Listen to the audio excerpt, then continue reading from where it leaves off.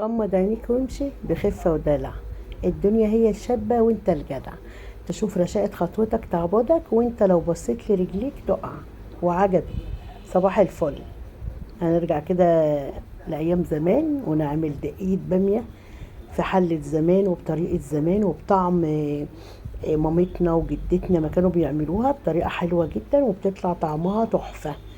طبعا معايا الحلة الألمونيا بتاعتي بتاعت زمان بقى، فيها بصلة مفرومة مع كمية من المادة الدهنية، الزيت والسمنة أو الزيت والزبدة حسب ما انت حابة.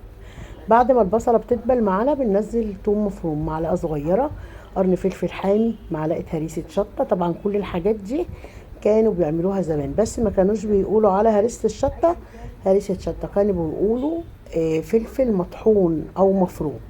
بعد ما اقلب الحاجات الجميله دي كده، معايا لحمه مسلوقه 85% تقريبا مستويه، هنزلها تاخد تشويحه حلوه كده مع البصل والثوم وهرسه الشطه والفلفل الحامي، وهنزل عليها بهارات لحمه وفلفل اسود، وهقلبهم واشوحهم كده.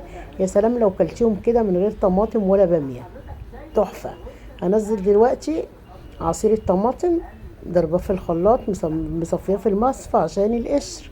هنزل على الطماطم شويه من السكر وشويه من البابريكا، زي ما احنا شايفين، السكر عشان الحموضه والبابريكا عشان اللون يتظبط والطعم كمان.